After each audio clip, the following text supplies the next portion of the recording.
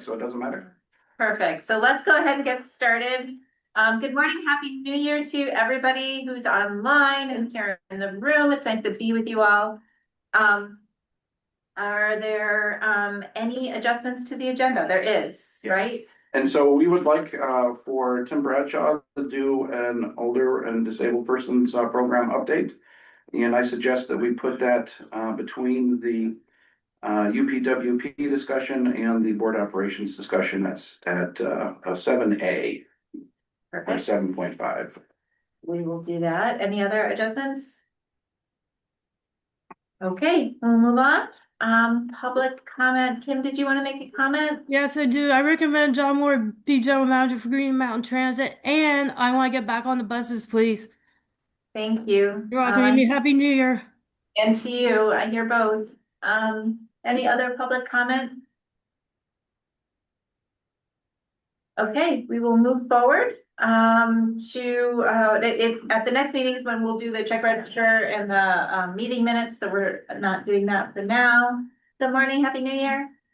And just wanted to take a moment that to acknowledge that as of early this weekend, RCT has taken over the operations of Franklin and Grand Isle. So practically speaking, the vehicles had been co-branded, so they are moving around already without a hitch that anybody is aware.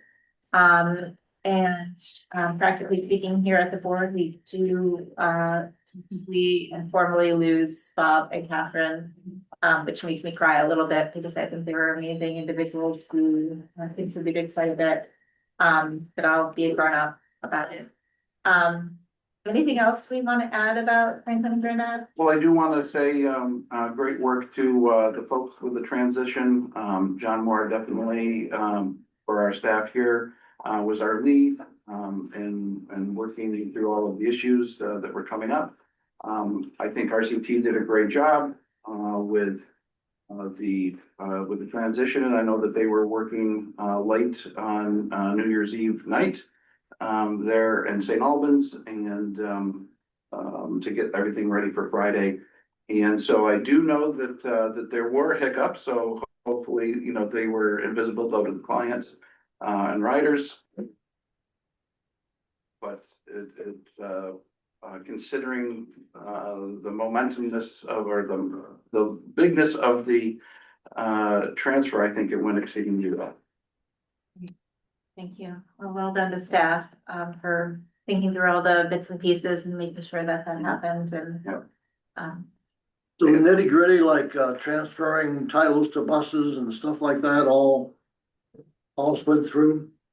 Yes, in fact, I was watching Corey on Friday night cutting up the new insurance cards, you know, to put in the buses because all of those things would change over. I do want to make sure that folks know that behind the scenes, I think that probably the person that was most nervous about all of this, because of the big implications with things like health insurance and all that, was Stephanie. And so Stephanie also did an amazing job of making sure that everybody would be prepared for this transition. So I think that the fact that you know, you could tell that our team was tense, you know, but I think that we did a great job of preparing them. Yeah.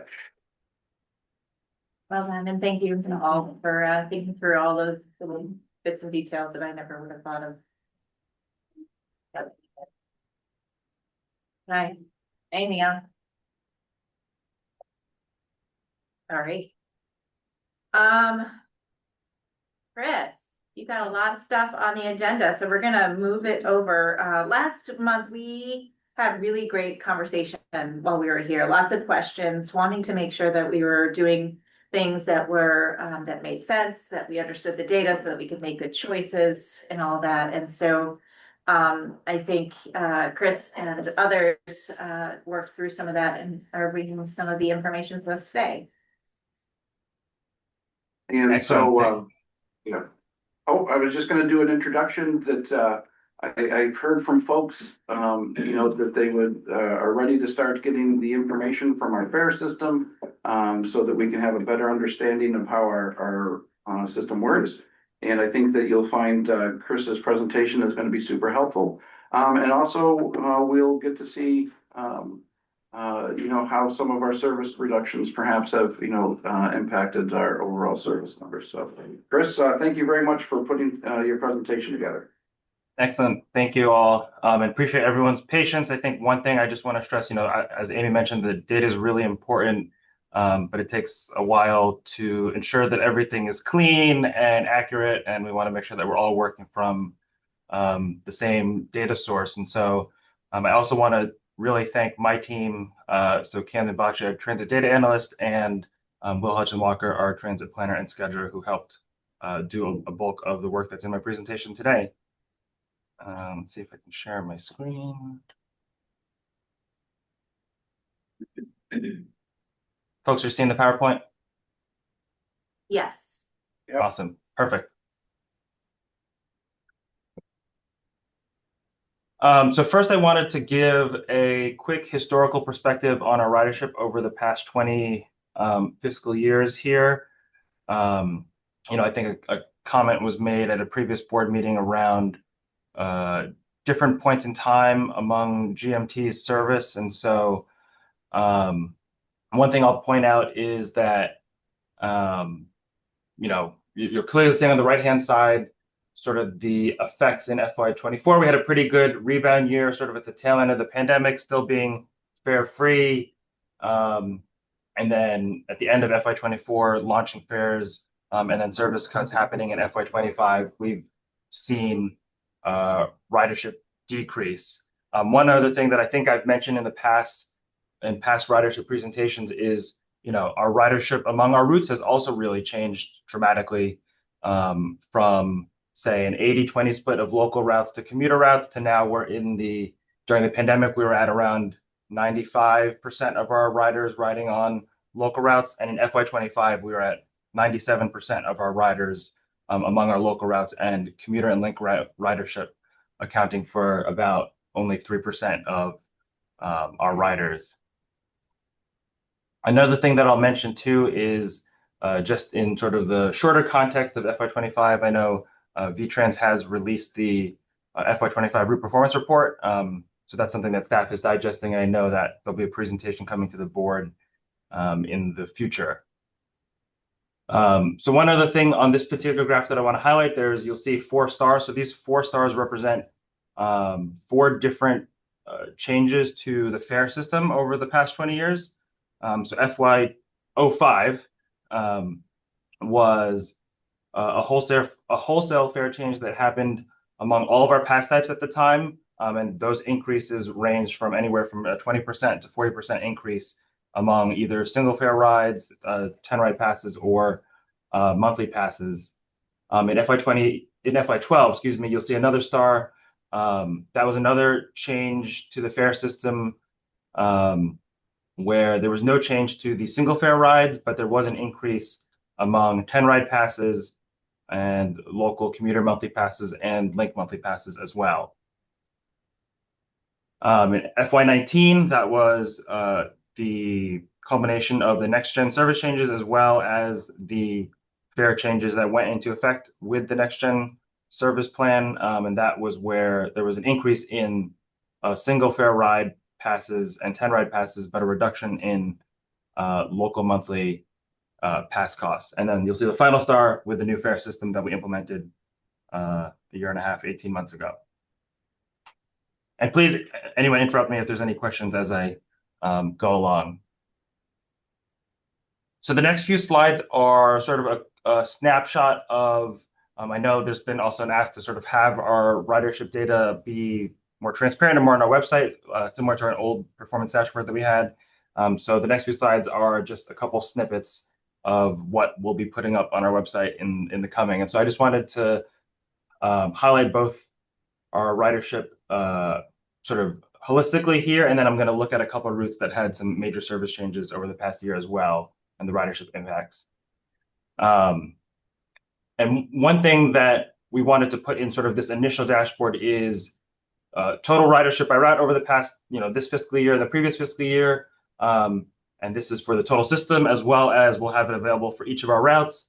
But we also wanted to put some form of efficiency measure on here. And so the blue graph on the left is our ridership, and the right is our efficiency. So essentially our boardings per vehicle hour. And one thing that you'll see here is the darker blue being this current fiscal year. Yes, we are seeing a drop in ridership anywhere from 12 to 19% on a month-to-month basis. But among some of our routes, with that drop in service, we are seeing the buses more full. We're being more efficient with the buses that we're putting out there. And so this green line is showing that the boardings per vehicle hour either at or above what they were from the previous fiscal year, especially in these first few months pre-service cuts from FY25. So the first route that I just wanted to look at, we had some pretty major changes on the 1 and the 11 with a lot of the rerouting that happened there. Again, you'll see both the ridership for the 1 and the 11 slightly lower than what they were from the previous fiscal year. But when I flip to the efficiency, you'll see that the 1 is certainly moving more people per hour than we were before. And then the 11 is either above or at as well. And I think as folks get more familiar with the new routing changes, we hope to see at least that efficiency increase with ridership, hopefully increasing among these two routes serving major destinations. One other thing that my team has been doing, in addition to working on cleaning up all this data, is really, we want to know what the effects of some of these changes are. Some of the things that we were asking riders to do as part of the service changes was to walk further. And so this is just a small snippet of what that might look like in the future. So we wanted to pull one scenario. And so as folks remember, we adjusted the routing for the number 11, which is the purple line going to the airport and to the White Street neighborhood, asking folks who need to get into Williston or into downtown Burlington to walk from White Street or the airport to Williston Road. And so one of the things that we have seen is that people are willing to make that move along sort of the stops on Williston Road between Heinsberg Road and Kennedy Drive. We've seen increase among those stops at this sort of stop level ridership increase 2 or 3 times among here, and with the biggest jump being folks using the stop in front of the car wash, most likely for folks accessing the airport who are making the walk from the airport to Williston Road. And so, we hope to, if there's other questions from other board members of, hey, what are the impacts of, say, the service on College Street? Are people walking to Main Street or other types of similar things? This is just an example of what we hope to do with this particular data set.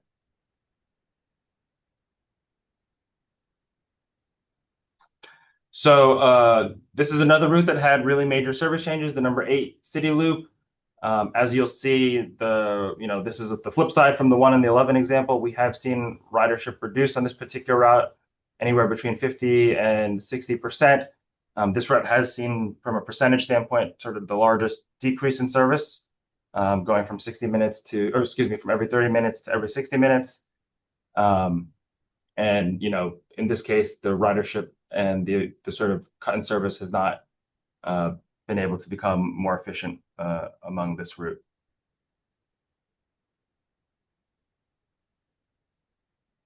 So the next two are just on our 2 Link commuter routes that we are currently operating. Those also had major service changes. As a reminder, the Montpelier Link went from 11 round trips to 7 round trips a day.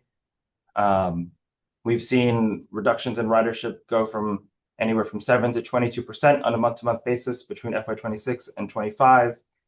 But in this case, this is a case where we have sort of seen a right sizing of the service that we're offering to the ridership that's out there, with efficiency being a little bit higher. I will note on the Montpelier Link and for the Franklin County commuter, to when I get to it, we are really tracking closely the increase in riderships, the state employees return to work, to ensure that we're not, getting any crowding on these particular routes.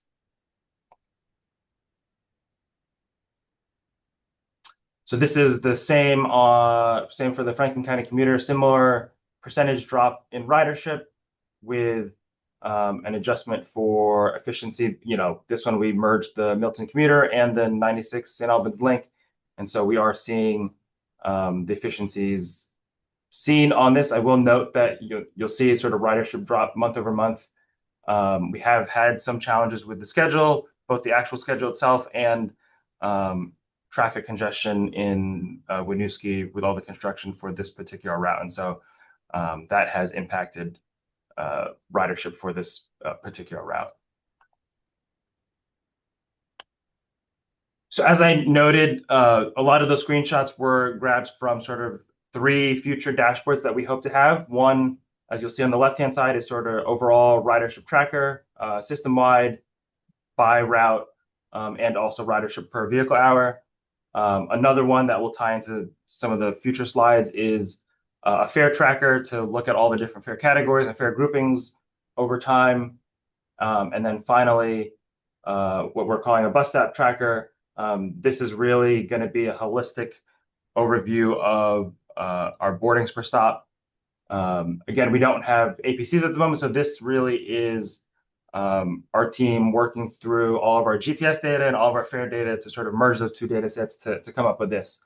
And so this, for a public facing dashboard, will just be all of the ridership categories. And so if board members have specific questions around a specific group or a specific category, we won't be making that public just due to some privacy concerns, but we're happy to sort of walk through any community if you're wanting to learn a little more about how a certain fare type or time of day or some other more specific question that you may have. Chris, can you speak a little to the ingenuity of your team and putting this together, since it's not something that's coming out, like in a pre-programmed report? Yeah, exactly. So really, there's 2 major data sets that we're taking. There's all of our buses are equipped with GPS trackers, and so that data set, we're getting basically every time that the bus pings a GPS point, we're taking that data, and then we're also taking all of the fare data from whether it's the fare type, fare category, and the GPS data associated with every transaction that's happening, and essentially merging those 2 data sets to make our best estimate at ridership at a stop level, and then say different ridership categories among at a stop level.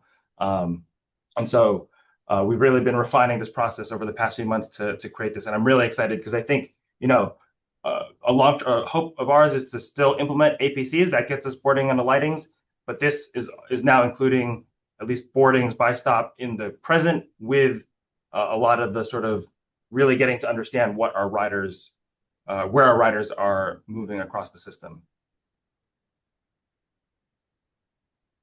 Any questions on ridership before I move into fares?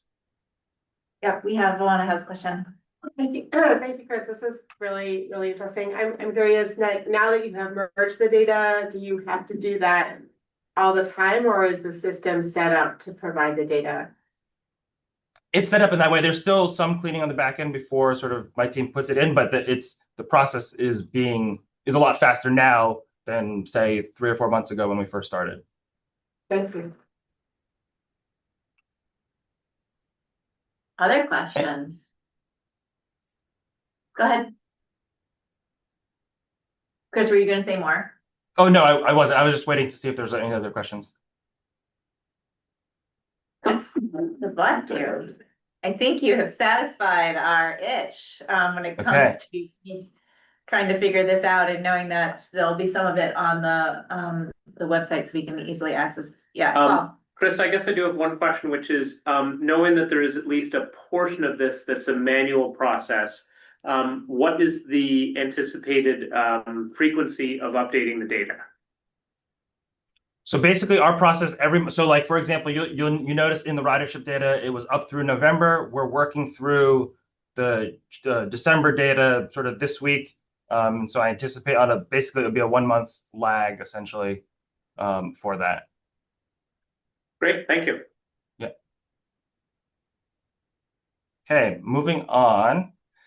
So first I wanted to just give an overview of sort of different ridership categories and how that translates into the future slides. So I think last year when I gave this presentation, there was a lot more categories. And so one thing that I wanted to do was sort of simplify the different ridership categories into sort of these 5 overarching groups. So on the left-hand side, you see the school, university, or employee-sponsored ridership category. So that's essentially anybody that has their ride paid for by some other group or entity. You then have the general public riders, technology enabled. So that's basically anybody that's using our smart card, Ride Ready app, or using their credit card to pay for their fare. And then sort of within that, anybody who's using the smart card or the Ride Ready app is taking advantage of our fare cap. And so we've created a separate category of ridership that's associated with fare capping. The D-Key ridership, that is primarily now at this point, really only tracking the single fare ride cards that we work with different various nonprofits to purchase bulk discount single fare ride cards. And then finally is our cash ridership category. So anyone that pays with cash or coin on board a vehicle. And so these are the 5 categories that we'll be walking through over the next few slides. Chris, Oh, just one yeah. question. So the fare cap ridership, is that basically everybody who's in the technology enabled group? Everybody except for credit card. Credit cards do not cap. Pardon me? I said everybody for smart cards or anybody using the app. Credit card users, it does not cap for them. Okay, thank you.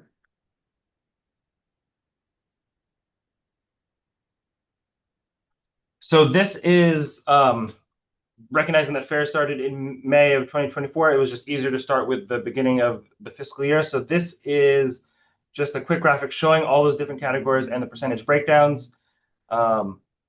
You'll see here that I'll just want to note that 44% of our rides are in that somebody else is paying for the ride sort of category. And then followed by folks who are paying for the ride with either a smart card, credit card, or app. So this is just the percentage breakdown among all those categories.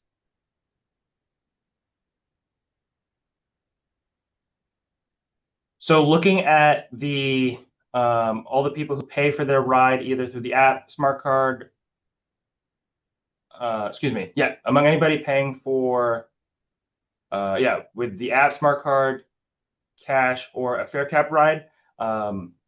I just wanted to break down what the breakdown is among regular fare riders and discount fare riders. So 58% of our rides for people who are paying for their ride are discount riders, where 42% are associated with a regular fare account. Chris, like a discount ride could also be, it's not just folks who qualify for free or Medicaid, but it could be people who are Seniors. seniors. Yep, exactly. Okay, that's struggling. Yeah, go ahead. One more question, Chris. The cash and the discount, that bar, is that people who are self-verifying that they're eligible? Correct. For They're going on board. They're saying I'm eligible for a discount, and they're paying $1 into the fare box. Okay, thank you. So that's the vast majority of the cash. Correct. Correct. Any other questions on this slide? Yeah, sorry. I'm kind of in transit today. Is there any geological clusters or geographic clusters rather for these rides broadly? Like, are the ones that are paid for, not self-paid for, not sure of the terminology, are those clustered around, say, like the university and the Burlington core? Are some of these discounted rides, are they clustered around anywhere? I don't know off the top of my head, Austin, but I certainly can, in that other sort of dashboard that I was talking about, that's something we can certainly get back to you on. And then, Chris, did you previously, at a prior meeting, describe that under the first category of general public technology, is there a verification of eligibility for regular versus discount fare in that, or no? So riders would have to, so say if they're looking to have a discount smart card or a discount app, they would have to talk to somebody either at the transit center or here through customer service. It's still a self-verification process. Correct, though. still self-verification. Verification, but with a communication with it. Yes. Yeah, Yeah. I'm just, it's interesting to see the breakdown, and some of that may be access to technology and credit cards and things like that, that is probably lesser with people with means obstacles, but also that may be the additional, I have to tell you that I am eligible versus not having to tell somebody that you're eligible, that may be a factor in there. Okay. Dan, let's go, Dan. Yeah, Chris, Dan Courier, VTrans. Yeah. A question for you on the fare cap rides total. Is that included in the general public technology total as well? Or is that actually subtracted from that? Because in the previous slide, you said the fare cap rides are actually the technology users, except for the credit card users. And so I just wonder, are we seeing like that value included in the general public technology total as well? So in this particular graphic, there's essentially 1 million rides associated with folks using technology. A third of those are fare cap rides, essentially. Perfect. Thank you, Chris. Yeah. Thank you. So cash and credit card rides do not cap, just for clarification, not just credit card. Okay, Cash use. thank you. I think we'll finally let you move on to the next slide. So next, digging deeper into the fare cap rides, so that 300,000, approximately 70% of them are associated with a discount rider and 30% are associated with a regular fare rider. Among regular fare cap rides, 47% of them, 47% are hitting the daily fare cap and 53% are hitting the monthly fare cap. Among discount fare rides, 53% are hitting the daily fare cap and 46% of the rides are hitting the monthly fare cap. And I bring this up sort of in the context of, I know the board is thinking about different levers of how to increase revenue. And I know one of the things that has been discussed is, say, increasing fares and maybe increasing either the single fare ride or the monthly fare cap. So while those are some pretty high level numbers that I just said, there's still some further data analysis that we would need to do if, say, the board was interested in raising the monthly fare cap. We would want to see, how many rides on an individual basis are people taking? Where is that sort of tipping point that it would make a difference in generating additional revenue? So I don't have that just yet, but just wanted to give you sort of those high level breakdowns first. And so Chris, just to make sure that I understand, what you're saying is that for our discount riders, 46% of them end up getting to the monthly cap? Correct. Yeah. And so that certainly stands out to me that, almost half of the folks are riding enough to get to the cap, and what was the number for the regular? It was 53%. So roughly the same, okay. Yep. So this is rides, not people, right? Right, yeah, correct. Yep, good point. Chris, is there a point that we worry that if we try to increase the amount, in understanding that folks are hitting this cap, we sacrifice? Have you gotten to that point where when we sacrifice ridership, and then we also maybe sacrifice stick factors? I'm sure this is one giant optimization problem for you. Can you just give us a little insight into how you're thinking about that? Yeah, I mean, there's certainly a lot of literature and research around sort of the elasticity of fares. I'll say that's certainly in a more traditional fare model, not in sort of the modern day technology fare cap system. I haven't looked at yet at sort of what some of the research points behind you know, that side of it, what that elasticity is among fare capping systems. But yes, I think your point is also well taken on the impact to stake factors, you know, showing from some of the previous graphics that I've shown earlier. If you had to, based on what you've seen now, where do you see the most price elasticity? And would that be single rides or caps? I don't want to guess at the moment, I guess. I think that's fair.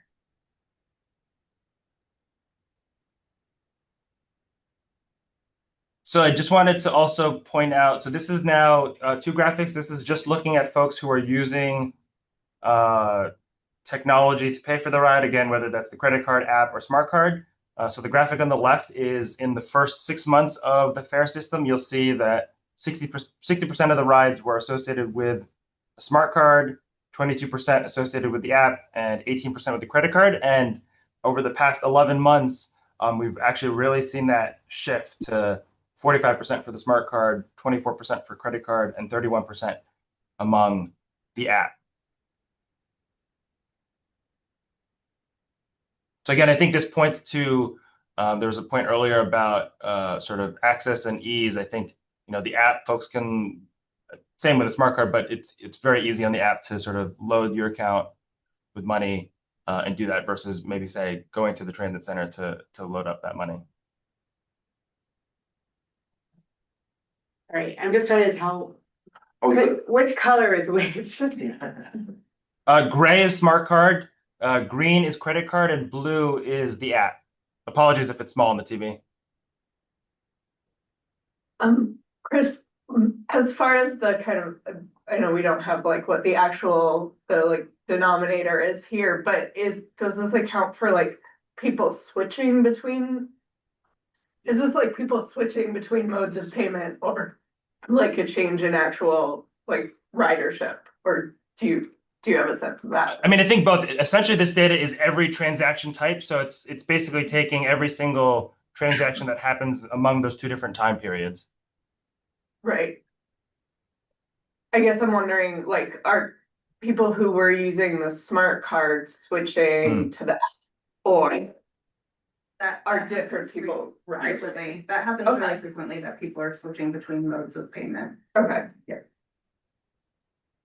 Thank you, Jamie. And also keep in mind, we had all of the medical center joined, and so they all moved into the app. UVM students all moved on to the app. So we had a huge influx of folks joining in the technology side of things, which they were just swipe before or flash pads and being, you know, we had an individual button for them. So like we've seen a big influx of people moving into a fare program. So the general public digital fare usage includes all of the contract users. It does not. Okay, I'm sorry, Chris, to confuse. Okay. Sorry. Yeah. I will say the only piece that this does include is up and through, and I'll get to it in a later slide, but the medical center only recently, as of October 1st, entered into the unlimited access program, and so they are up until November 1st, they are within this particular data set, or excuse me, October 1st, they're within this data set. And then if you have the app and a smart card, you can switch between them at will? No, they are each their own individual. You can use them both, but they're 2 separate fare caps. And so it's not like you use both methods and you only still pay $50 a month. You would pay $50 a month per method. And so we see a lot, because we have a payment, we have a fee to replace smart cards. We do see somebody who like loses multiple smart cards will eventually move to the app because they don't want to continue paying a fee to replace their lost smart card. So there's like a shift all the time. We're constantly moving people between payment methods. Do you finding people picking up the smart card? When you say moving between, that implies both directions.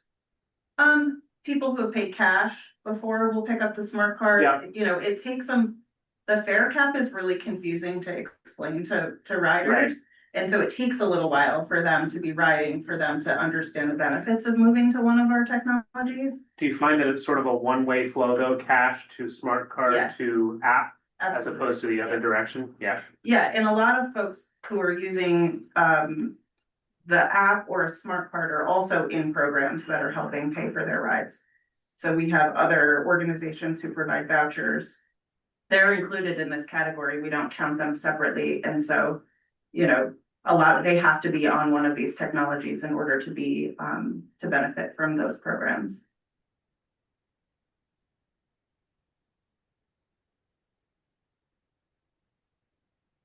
So moving on to the onboard cash rides. So in the first 6 months of the fare program, 61% of the rides were a discount cash ride versus 39%. In this calendar year, so in the past 11 months, we have seen that jump to 71% of rides are discount cash rides and 29% are regular fare cash rides. And so on the upper right, you'll just see sort of that breakdown since the launch of fares.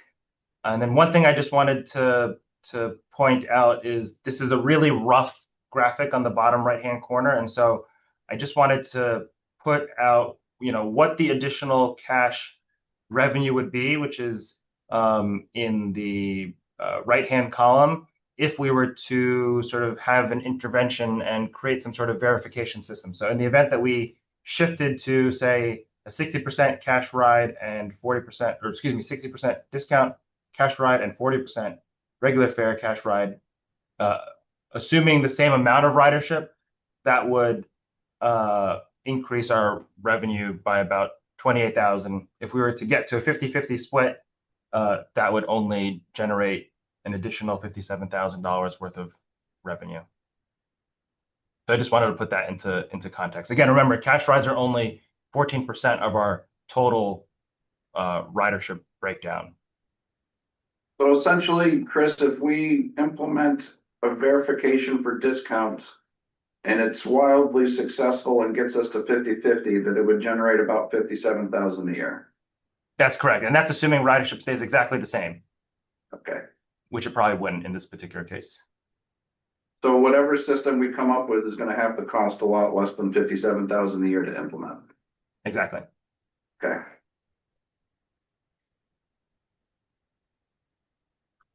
So next, I just wanted to highlight, so this is the D key on the driver OCU.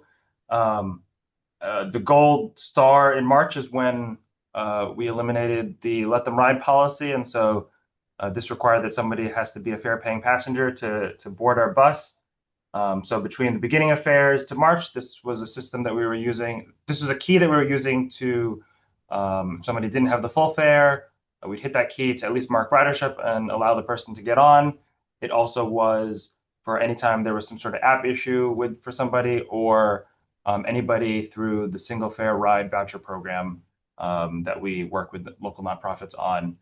So you'll see month over month from March of 2025, that number has decreased. And in calendar year 25, I looked at how many it's really hard to pinpoint because it's a paper ticket that the passenger gives to the driver for the single fare ride voucher. But looking at our invoices from that, a large majority of the amount of vouchers that are being sold is what the number that you're seeing here post the change in policy in March of 2025.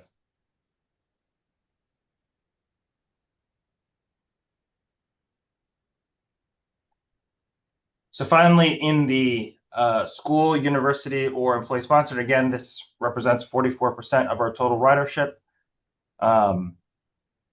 Among all of these groups that you see here, we've seen a slight reduction in rides over the first 5 months of this current fiscal year.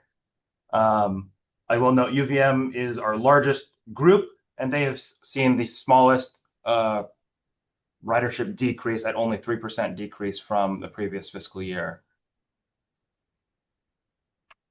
And then one other point that I wanted to note is just looking at October and November of 2025, I know there had been some discussion in the past around saying, should we increase fares on our commuter and link routes? So on the Montpelier link and the St. Albans link, about 40% of each of those respective routes, those rides are currently paid for by one of these institutions here that you see on the right-hand side.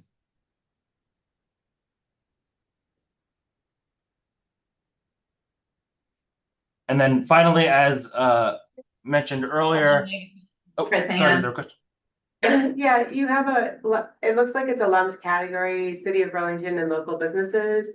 Does that represent private companies that are also paying for employees? Just curious. Those are CAPMA members. Yep. So that's CAMA or different. You'll see here, these are all the different groups that are within there on the left-hand side. So it's City of Burlington and Say like the hotel downtown, there's smaller, exactly. okay, thank you.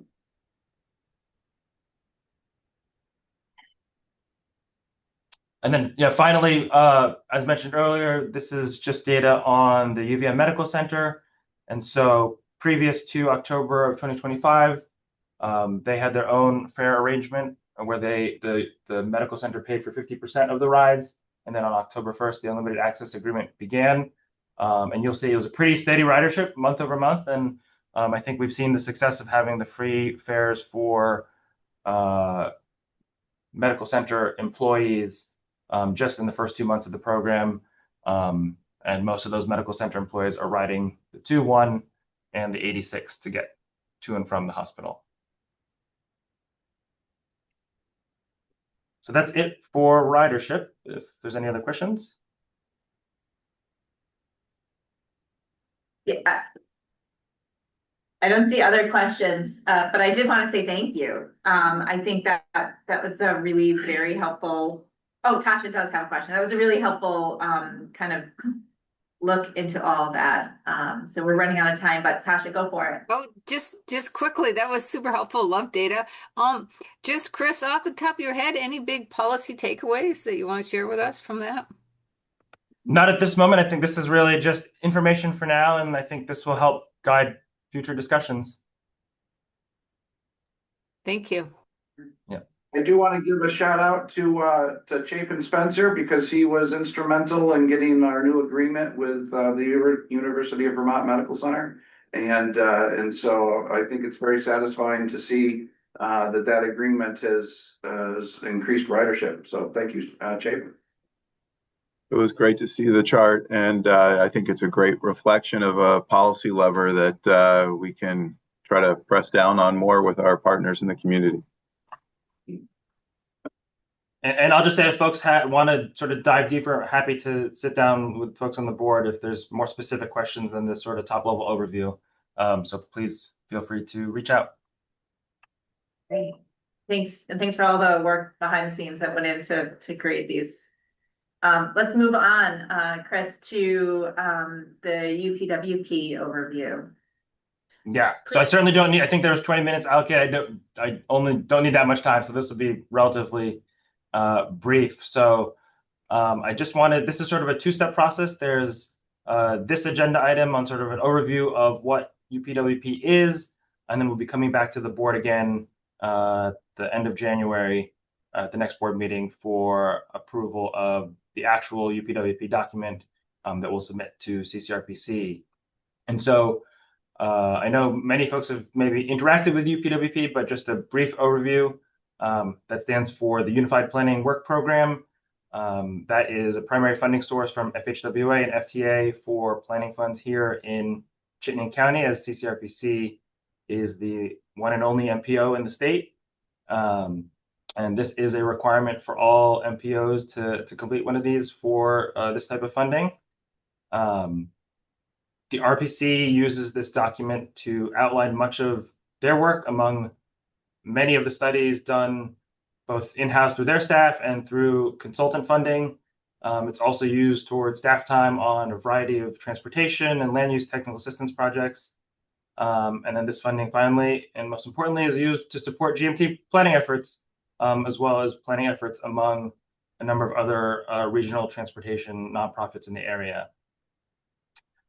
As part of this process, towns and nonprofits and GMT put forward their request for funding to the RPC, and through that they have a UPWP committee, which is made up of a subset of the CCRPC board. This committee, over the course of 3 months, reviews all the different requests that are coming in from the municipal, regional, and partner level, and makes a recommendation to the full RPC board, taking into consideration the various applications, the available budget that's at hand, and the opportunity and any potential opportunity for collaboration among different projects that are submitted. There's also a public meeting component to this. So there are 2 public meetings. There's a public meeting at the beginning of January before the UPWP committee starts, and then another one right before the full CCRPC board approves this. So that is the public's opportunity to, 1, provide an input ahead of projects being submitted, and then 2, once it's sort of released, what's in the pipeline, to provide more comment there. As part of the UPWP committee, GMT has an ex officio seat on that committee that I currently sit on, and it's a really great perspective for GMT to look at the applications and see where staff might be part of a particular study, or it also gives us an avenue to advocate for where transit maybe should be part of a particular project when looking at this list. As part of the application, from a sort of grant and local match perspective, it's a really good deal for GMT. It's a 90-10 split. So only 10% of local dollars go to draw down the funds for this program. And so it's a really great way to fund all the planning work that happens at GMT. And among that, yeah, go ahead, Clayton. I just wanted to add to that. When we meet with the municipalities, I often joke that Charlie Baker is our rich uncle because of the money that he gives for this program, and really the presentation that we just saw, I think, is sort of the fruit of the UPWP support in the sense that we've been able to augment our planning department with only having to pay that 10% cost. And so I really appreciate Chris and CCRPC working together to figure out how to use this program to maximize our capacity. Yeah, and this funding not only funds the planning department, it also funds part of our capital projects team and our rider experience team as well. So I think it's a really complete funding source. Chapin, you have your hand up. Yeah, if I recall, we get very significant money, GMT does, through this funding source. And if I recall that this is part of the, this expires at the federal level this coming fall and is part of the reauthorization of the upcoming federal T-bill. And I'm just curious, what the risk here is if there is a substantial change to federal planning funds. I don't have an answer for that, but I do see CCRPC is on the call. I don't know, Elion, if you have any insight on that. Chapin, I think we all share that concern. The T-bill is getting written right now, and we're keeping an eye on it the best we can. I will recommend to folks, if anyone is interested in keeping a closer eye on that, AMPO, which is the Association of Metropolitan Planning Organizations, is doing a really good job keeping track of where the T-bill is. And I think the other thing is there's potential that it will just get extended sort of for another year if they are delayed in writing a new one. So yeah, sorry, no good answers necessarily, but those are the sort of different options that I'm keeping my eyes on. Thanks, Eliana. Thank you. So diving a little deeper, as I think, as we transition away from the larger organization to one with this sort of purely urban focus, the application really is going to cover our core functions, but also at the same time trying to be flexible enough to cover whatever sort of pops up throughout the year. From a service planning side, this is analyzing our routes, the Farebox and ridership data management that you just saw, a lot of our schedule development work, and work with community partners.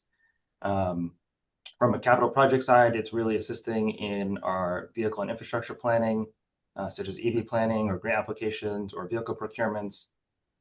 It also will help fund the work of our shelter and bus stop amenity planning work, as well as the internal shelter amenity committee, which has been around for the past year, which has really helped create a really good workflow on how the organization handles either external or internal requests for bus stops and amenities. It also will help fund work that will start this year, as I think alluded to in my earlier presentation, on a variety of technology-related things. So that's either our GTFS, which is the General Transit Feed Specification, which is all of the schedule data information that you see on Google Maps or Transit app and other places. It's also assisting with work on our onboard tablets to help make the information more correct, and make the data that you just saw in the previous presentation more accurate. And then it's also thinking more broadly. In this fiscal year, we'll be doing an implementation plan for APCs and APCs, automatic passenger counters, and AVAS, automatic voice annunciator systems, so bus stop announcers on board the buses. All of these different technologies feed into one another, and this funding helps make these become a reality.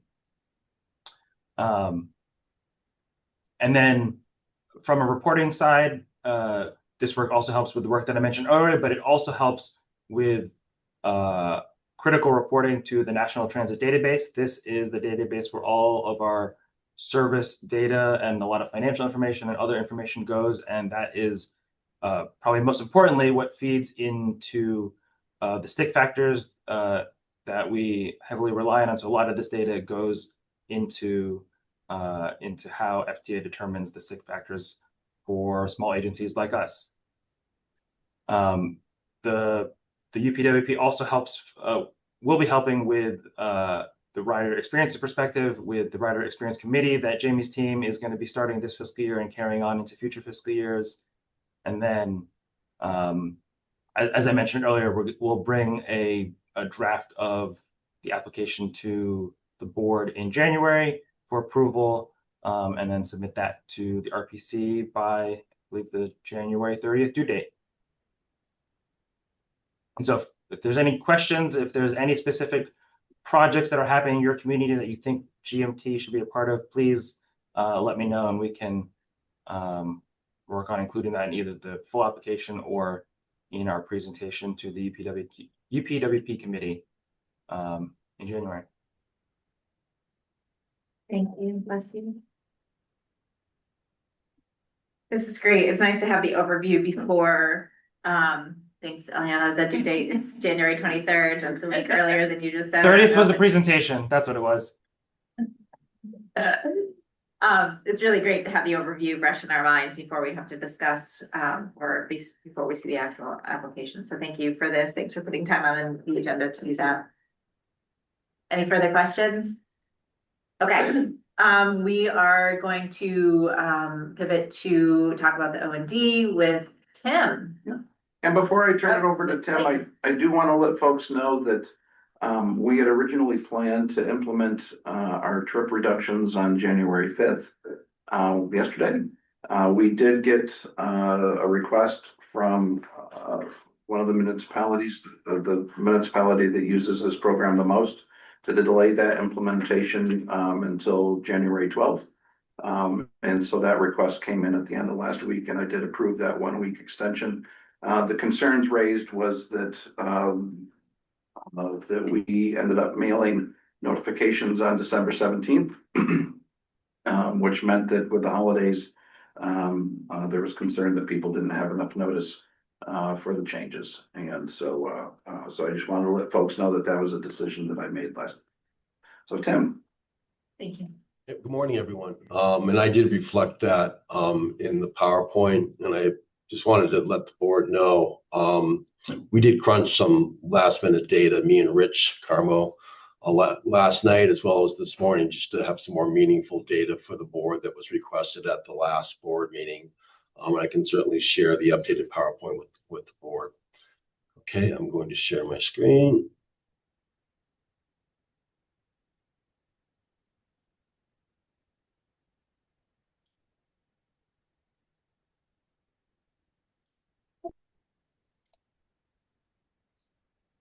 Okay, can you see my screen? Yeah. Okay, so I wanted to provide the board an update on the O&D program, which has certainly been a moving target. I'm still working closely with the Chittenden County O&D partners that are most impacted. Tim, you clicked off your presentation. I can see your background. We can see your background. There you go. You can see it now. D map. I did too. I don't know what I did. Okay. So as I said, it's still a bit of a moving target. I'm working with all of the O&D partners that are impacted by the change. I'm going to start the slideshow here. And you can still see this then, I'm hoping. We can. Yes. Okay, so I haven't gotten a commitment from all of them yet. Colchester has committed to the additional 20% cash match, as well as Agewell countywide. They've committed to the additional cash match. Williston and Richmond asked for some additional trip data. I know that Richmond still needs to go in front of their select board, so that's still a work in progress, but ultimately the goal is to send them out revised local agreements for them to review and sign, and move forward with these additional federal funds and cash match commitment.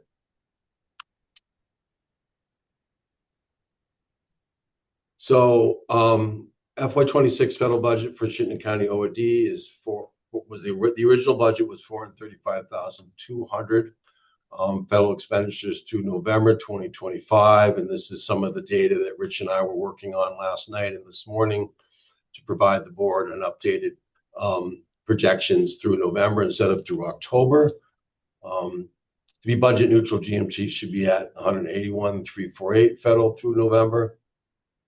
The Chittenden County O&D program does not use volunteer in-kind dollars to support the 20% matching requirement. There's actually not a lot of volunteers that SSTA uses, so there's very little in-kind dollars available. We could use some of our rural volunteer in-kind hours, but that's not something that we have traditionally done in the past. Chittenden O&D partners are required to provide the 20% cash match. Next slide. GMT has exhausted 79% of the FY26 budget in 5 months. In FY25, just for context, Chittenden County O&D federal expenditures exceeded the budget by $87,000 and change. GMT used underspent rural O&D and mobility for all funds to cover the FY25 shortfall. And we just really don't have that availability to do that this year. The Mobility for All program has been discontinued, and the rural program, through November is trending to overspend as well.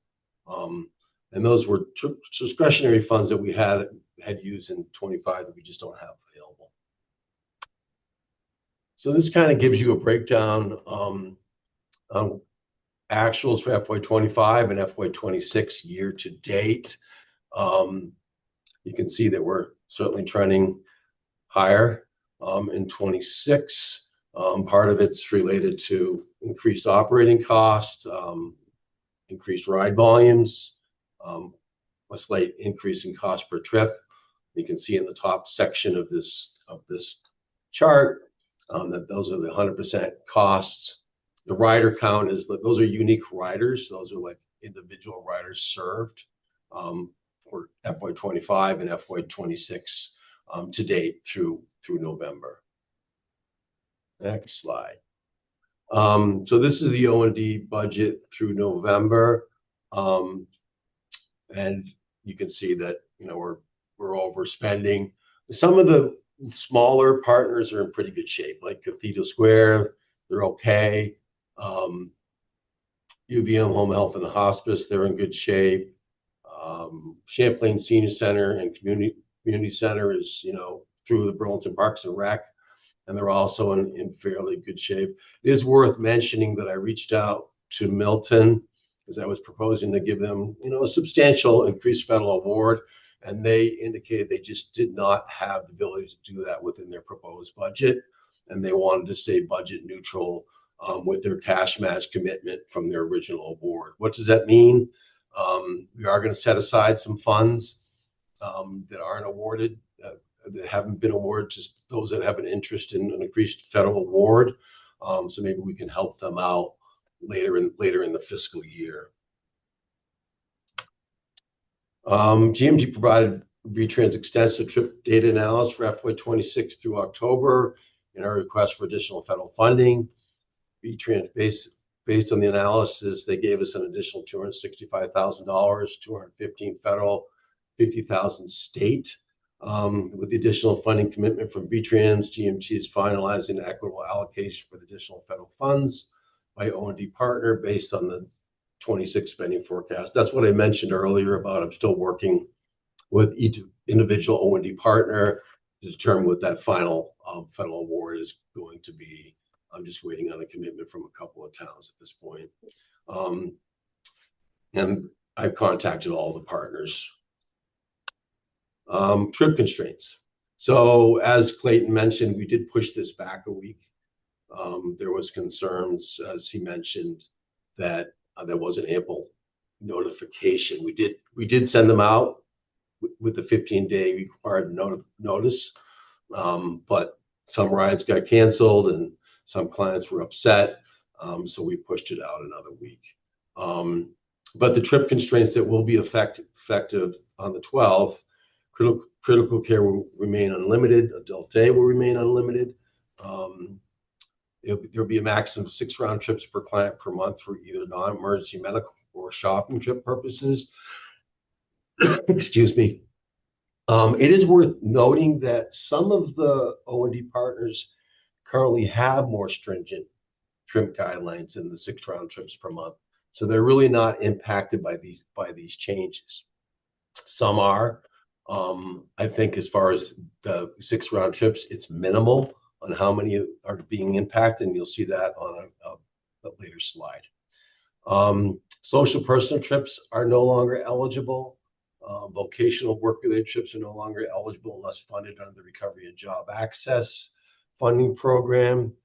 Recovery and Job Access does provide 10 round trips per month for initial interviews, job access, but that's only for new clients, not for existing clients that are already using work-related trips through the O&D program, if that makes sense. But VTrans will extend that up to 30 round trips for individuals.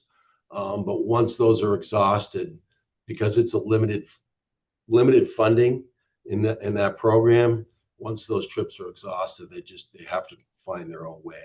And I know it's not a lot of time for people to find other means of transportation, but it is something for people to initially, go to an interview, commute to and from work for, up to 30 round trips. Based on GMT's FY26 annual projections, we still estimate a 20 to 30,000 shortfall for the program. In Chittenden County, we will be monitoring the monthly budget versus actuals closely over the coming months to determine the impact of the imposed trip constraints and the significant increased funding from VTrans. During the O&D Advisory Committee meeting held on December 10th, we provided a financial update to the O&D partners and other key stakeholders. Some O&D partners requested and were provided additional details on the impacts to their constituents based on the changes in transportation eligibility. Big thanks to Rich. He crunched a lot of data for the O&D partners that we shared with them, which is helpful, especially for those that are going in front of the select board. The largest Chittenden O&D partners vary on how the trip constraints will impact their programs. AgeWell countywide, 77% of their trips are medical related. Most of their clients are within the 6 round trips per month. Milton, 70% of their trip purposes are medical related. Most of their clients are within the 6 round trips per month. Colchester is probably the most impacted of the O&D partners. 31% of their trip purposes are work-related trips, and 29% are social personal. So that's 60% of their trips are impacted.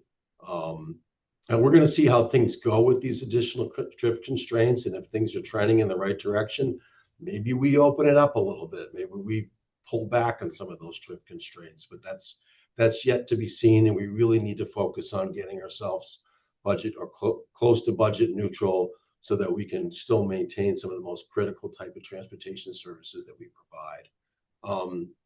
The town of Richmond is another one that was not obviously a lot smaller budget than Colchester, but they were impacted as far as work-related and social personal trips. And Williston as well, 35% of their trip purposes are social personal. This is just, a pie chart that explains the impact by partner agency. Richmond wasn't impacted at all, which is a good thing. But CVAA, which is AgeWell, 8 riders were impacted.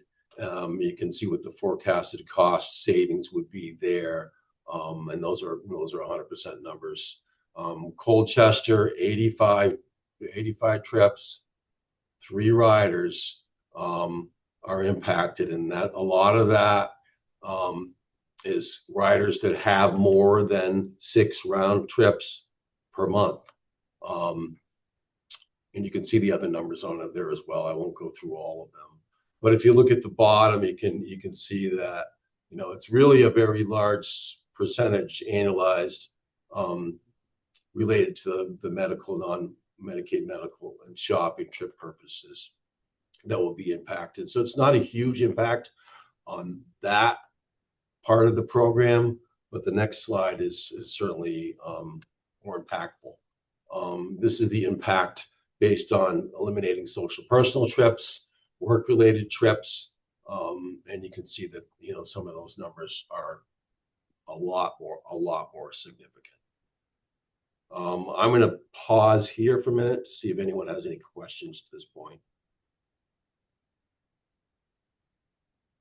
Yep, go ahead. Tim, I have a couple of questions, and they're probably really basic questions. I guess sort of fundamentally, what's going on in this current fiscal year that was not anticipated to be happening?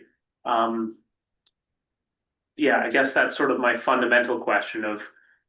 There was a significant reduction in our award from VTrans, but now negotiating with VTrans, they basically made us budget neutral from last year's award. So we're kind of going the other way as far as what our total funding is. That being said, operating costs have increased, trip costs have increased, ride volumes have gone up. Now we've got an aging population in the state of Vermont. That's another factor why people are using the O&D services more frequently. But yeah, so that was the biggest impact to the original budget. It just wasn't.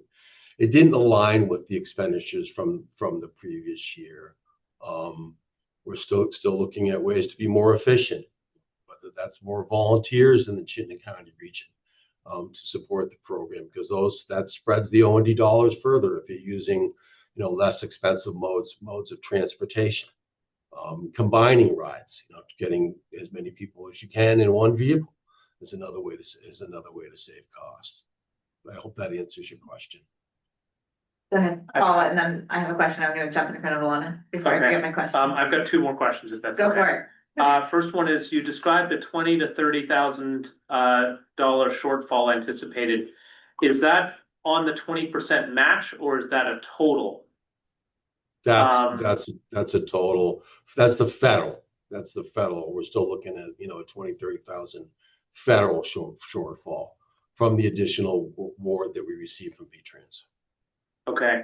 And then my last question is maybe not a question for today, but I don't really have a clear understanding of who the O&D partners are, why some towns and not others, who the gatekeepers of it are. I can understand with Agewell who it would be when it's a town. Maybe that's a question for another day, not with the whole board meeting, but I'd love to get a little better handle on that. Yeah, I can share this. I'll make sure to share the slide with everyone. And there is a budget report on there that shows all of the Chittenden County O&D partners. And some are really small. Some are really small. How they came to be. What was that again? So my question is less who they are than how they came to be. So that's sort of a side question that I won't take up board time with today. Okay, yeah, we can certainly have a sidebar on that. Okay. Someone else had a question, correct? We can go to Luna, so I won't forget. I'm just curious, if there's any correlation, and maybe this analysis has not been done, between ridership and reduction in routes, or That was my question. I can cross it off now. Oh, yeah, that's an excellent question. And we haven't done any. So you're asking the question of whether or not there's any correlation between our demand response services and the reduction in our fixed route services. I was just gonna say that I think Williston would be the only place, given that's where our fixed route service and the ADA paratransit service sort of overlap, and then that next bubble out is the O&D. Really, Williston is where we see, I think, that direct correlation. Yeah. Yeah, and I think most of the people that are served under the O&D program, you know, some of them are disabled, obviously, and they don't have the ability to use a fixed route service. You know, others, the locations that they're going to are off the fixed route. So I think those are factors that play into our demand response services at GMT. Thank you. You're welcome. All right. Chapin has maybe the final question.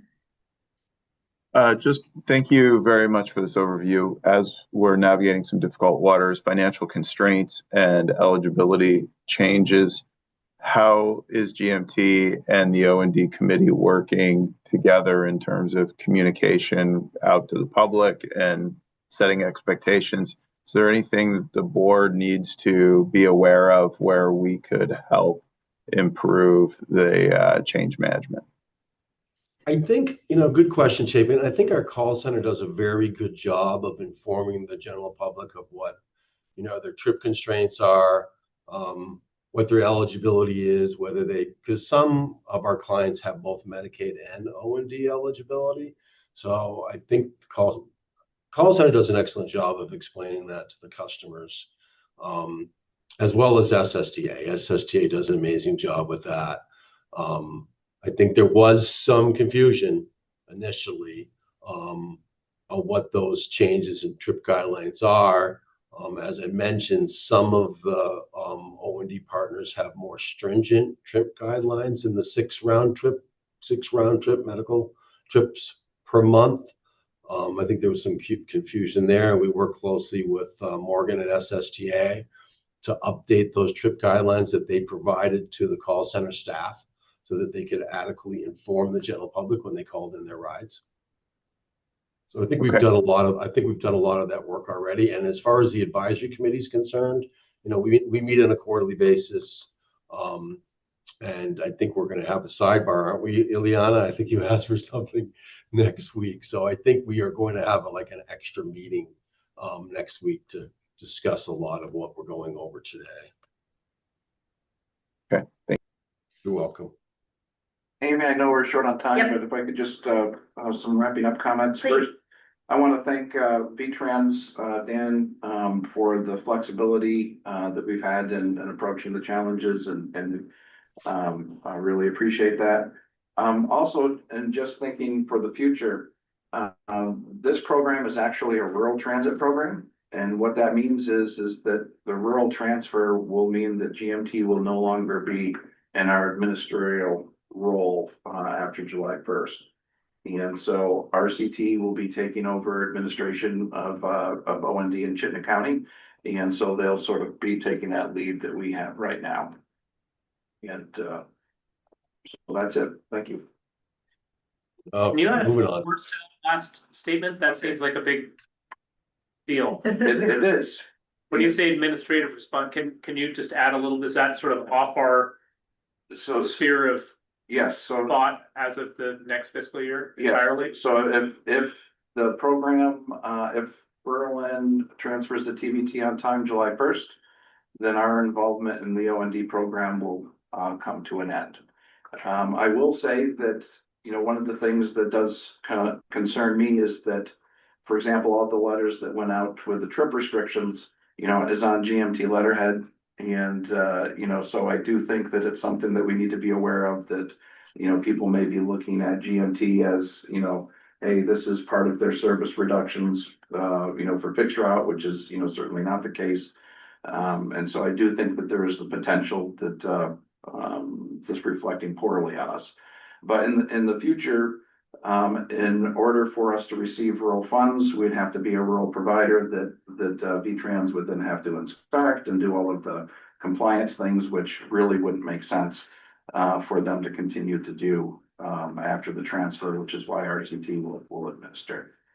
And I'll say, you know, Tim, in previous years, really, what is GMT's role, you know, been in this? It's, you know, been mostly as a pass-through. Would you agree with that? That's correct. Yeah. I mean, we manage the funds. We have quarterly meetings with the partner agencies. Sometimes one partner will be underspending, sometimes one will be overspending. We make adjustments. You know, one partner will say, hey, I don't need all these funds. You can give it to this other partner that's overspending. And that happens usually in the third or fourth quarter of the fiscal year.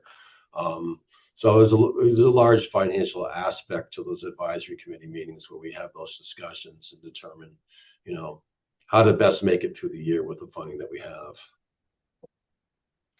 So the partners will then deal with the rural agencies.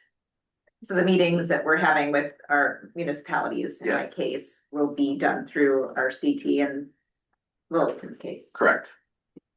Dan, are those the things that you were gonna say, or are you gonna say something else? No, I was just gonna say, Colchester is already advocating very strongly towards support for their riders in their community to find solutions for them. So instead of just, you know, canceling the ride, you know, what can we do for the 9 people that have job access? What can we do for the 58 people that want to go to social personal, right? And so I just want the board to know that V-Trans is receiving a lot of questions and a lot of inquiries from Colchester to basically come up with a different option instead of just saying no. And so I think that's something that we keep steering back towards the O&D committee, and having that mobility group really take the management role that we've always assigned to them as the lead agency, Chittenden County, you know, as the organizer, the GMT as the funder, and then the community partners as really they have the riders. And so sort of building that, you know, coalition again around what is the funding.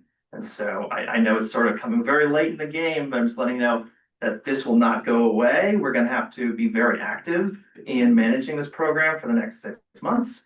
And hopefully by the time we come around to the end of the fiscal year, we don't have a $30,000 gap, but we actually have landed softly with a neutral, you know, budget. So this may be an oversimplification, but I think that Aaron Frank, the town manager for Colchester, who used to be the assistant general manager here at Green Mountain Transit, I think he did an amazing job of maximizing Colchester's participation in this program, and which benefited them for years. And then now that this program is getting a real budget haircut, they're the ones who are most, you know, feeling the pain.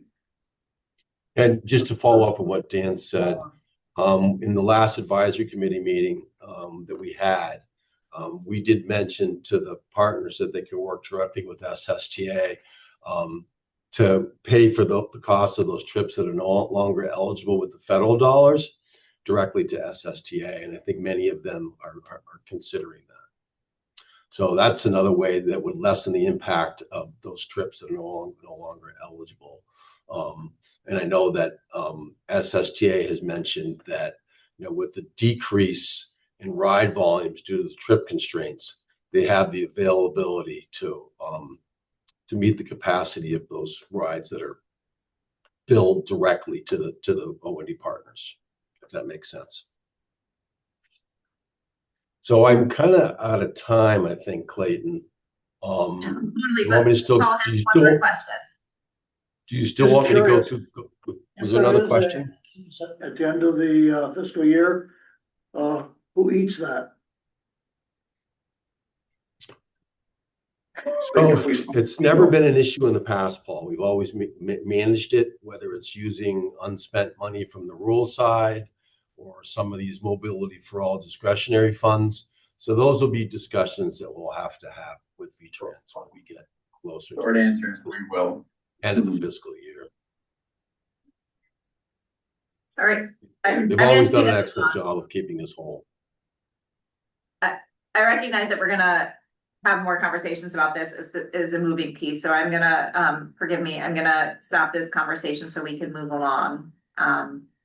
Yeah, the only thing I had left was the rule, and I can forego that. I will send the PowerPoint to the board.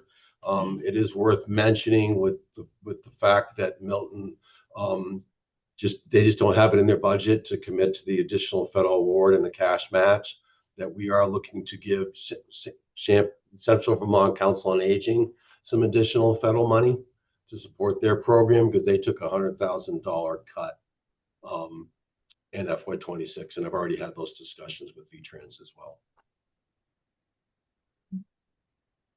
Thanks, and more to come.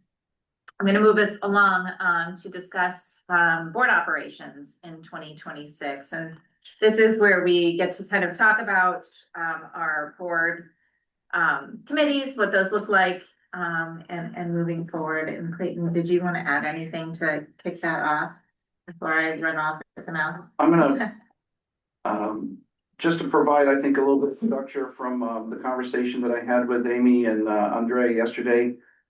We talked a bit about the potential vision for the nonprofit, and I think that it would make sense to touch upon that today.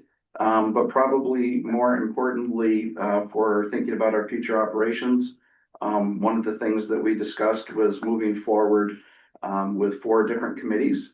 And those committees would be the existing leadership and finance committees, and then a vision committee, which would probably be ad hoc and temporary, which would address some of the desire that the board has when it comes to establishing a strategic vision for the organization.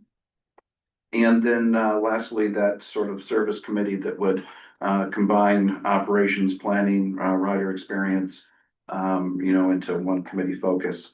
And so that's kind of I think the structure for us to discuss now. Yeah, and the other piece that I would add is we talked about governance, and for the next 6 months, there's 11 of us.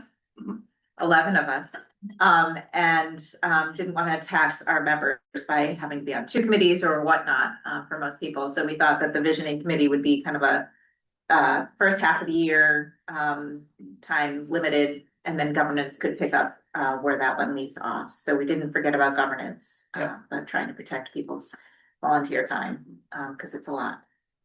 And in thinking through that, one of the things that we get to do now is put folks on committees.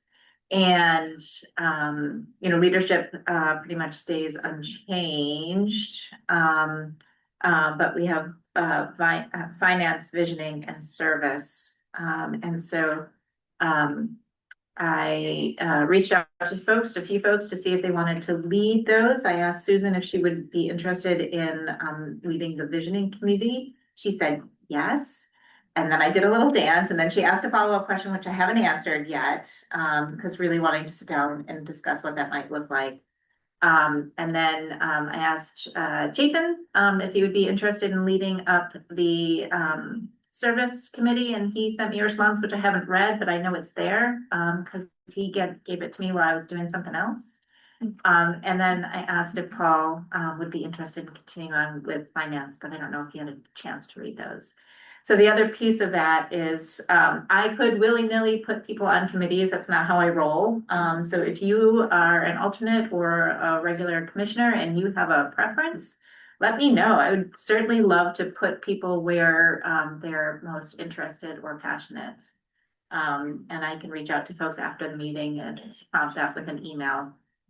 I put alternates first because I wanted to make sure folks knew that alternates are more than encouraged to join committee. I certainly did. It was a great background into how the organization was run as an alternate and made it easier for me to switch when I became a regular commissioner. I just rambled on. And I think another thing that we also talked about prior to Andrea stepping up as president, joining the finance committee to get sort of an orientation on the financial lay of the land before her term. Agreed. That's a really helpful committee to be on, even if you don't, like me, know anything about finances. Now I hear you say leadership would stay the same. More or less. Bob German Yeah. was an important part of that committee. Of course, he's no longer a board member. So do you intend to add somebody, or you think it's enough? I hadn't thought about it. So That's a good question. So with Bob's departure, that committee goes from 6 to 5, and with 11 members, we want to keep it no more than 5, because otherwise it would be a quorum of the full board. And so if we continue to have Austin as past president participate, then I would say we would have no additions. If we want to have Austin somewhere else in a different committee, then I would say then we would do an at-large, member for the leadership. And that is something we're gonna need to revisit come Yes, July, right? Yes. We're gonna have an even smaller board. yes, because then we won't be able to have more than 4 members at any meeting without having a full quorum of the board. Which isn't the end of the world, but at our Royal, Close. really, It's really, close. really, yes, closer to the end. Especially when our world is already so close to the end of the world. It's exciting. So to clarify, are board members allowed to attend committee meetings that are more? And so, yes, we probably should start warning of a potential board quorum for those meetings. But what we would need to do is make sure that only the committee members are, like the voting active members of those committees. Yeah. It all gets a little bit trickier, just involves a little bit more consideration, I think. Tasha, what's your question? Oh, thanks. Well, I just had a question. Clayton keeps talking about 11 board members for these committees. My seat ends in, I think, June. And so I'd like to be helpful. At the same time, I'm not sure it's appropriate for like me to be involved in visioning if it's not really, something that I'll be involved in the future. So I just wanted to throw it out there. I'm happy to serve on one of these, but I'm not sure it's what should happen. So Appreciate that. So Christian and Tasha, you all are, and your alternates are in a special category of, 6-month time limited. And go ahead. I would say that Tasha and Christian are also attending extra meetings because of the transition. And so it may just be that having them not be on committees makes sense because they're already doing extra workload. That's what I was gonna say. Oh. Or if you were super passionate and you had something that you wanted to share because you've been thinking on it, you are welcome to either attend, commit to a committee, who wants to do that, or share your thoughts with the committee's leader or chairperson. okay, thank you. Yeah, no, thanks for raising it. So I understand that there are 11 board members. There's alternates to various ones amongst them. Maybe it was provided in a document last month because I remember seeing a map of a bunch of committees. but it's not clear what the target is to me in terms of board members and or alternates in Mhm. committees. My brain works that it would be very helpful to know what's the target for these 4 committees? What are we aiming for? In terms of, As far as their mission or as far as the no, in numbers? terms of numbers of Yeah. board and Mark, it's a little unclear to me. Yeah. The role of an alternate or not in the committees. Yeah. I understand the welcome to attend, but it doesn't, Yeah. that doesn't. So a little more clarity on that to help slot everybody in would be helpful to me at least. Sure. So with the leadership, membership largely based on being an officer, I would say that my advice applies to the other 3. Which is that, that we would ideally have 5, folks for the next 6 months. And then after July, we would have 4 folks, on these committees. And if we want to start out with 4 now, just so that we don't have to, to pare down, that certainly, would make sense.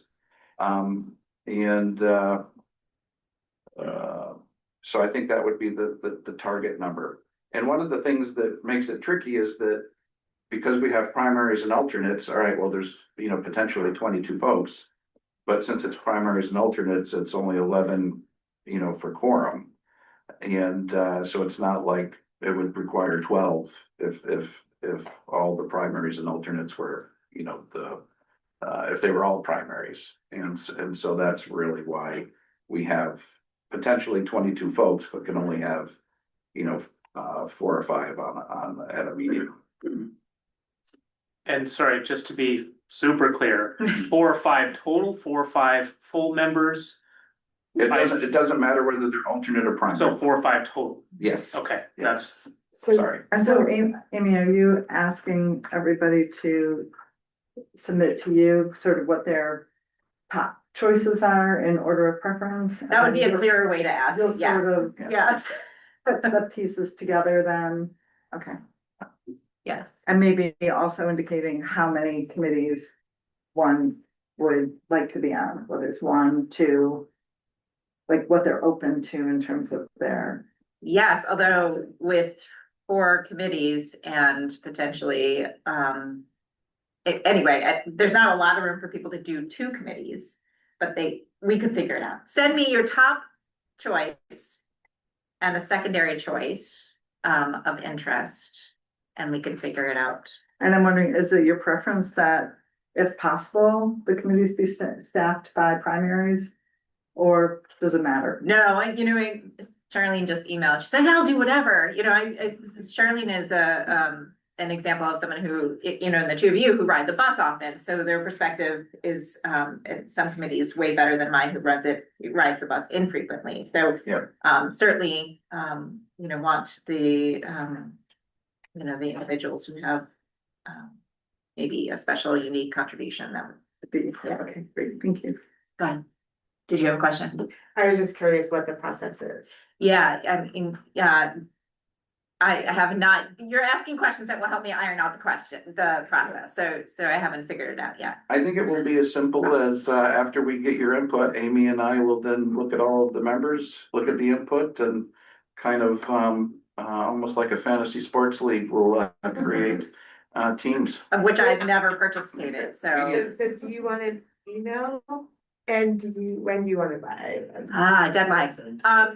Email is fine. You can tell me any way. Email is, certainly easiest because I can go back and reference it. And if it's no problem to do it by the end of this week, that would be ideal.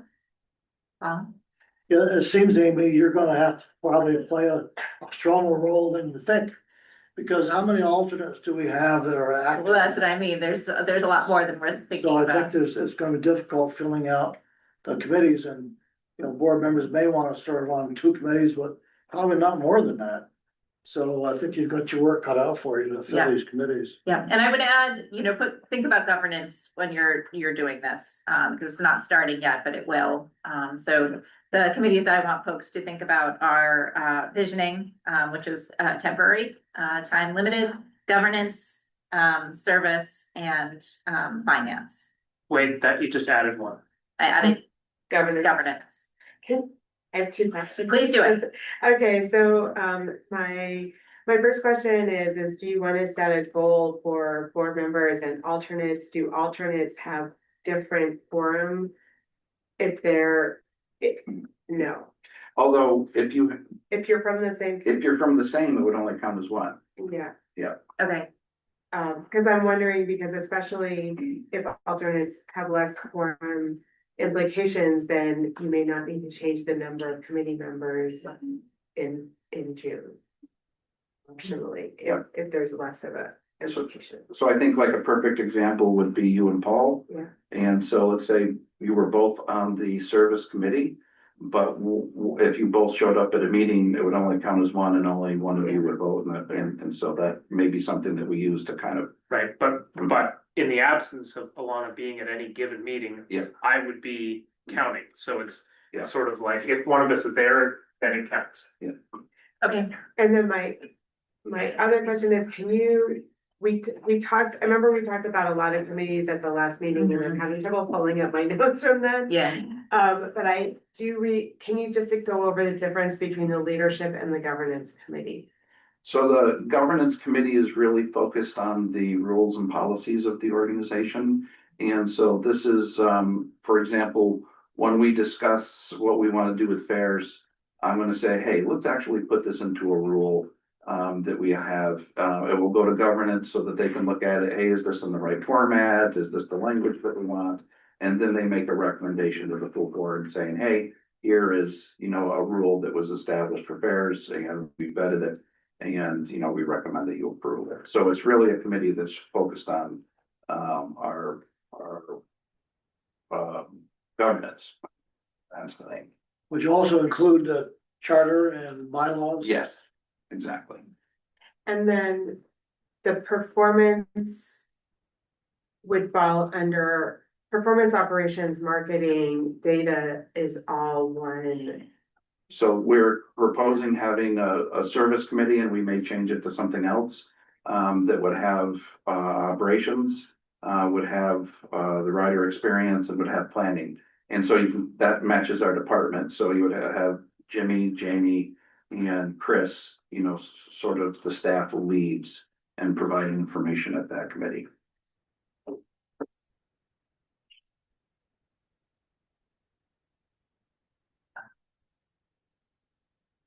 We'll figure it out. And we can get it started, and if we find that, that there needs to be adjustments, we can certainly make adjustments. These are, we're not required to have committees, these are committees to help us do a better job, so we can adjust them until we get them right, except for visioning, which is staying to do the job that needs to be done. Okay.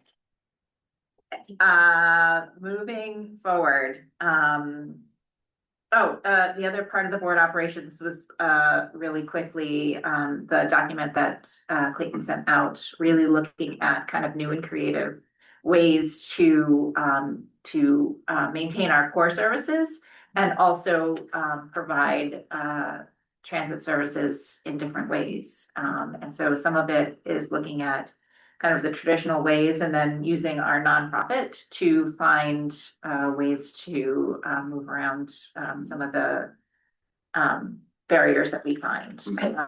The thing that comes to mind is we were talking with Shelburne was talking about, we just want bus service to our, music concerts and what if we wanted to pay for it, but it wasn't very easy to think about having to pass through South Burlington and then South Burlington not contribute.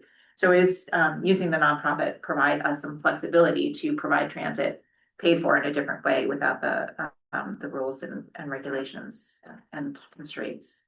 Not rules and regulations. I'm not trying to avoid rules and regulations, but constraints. No.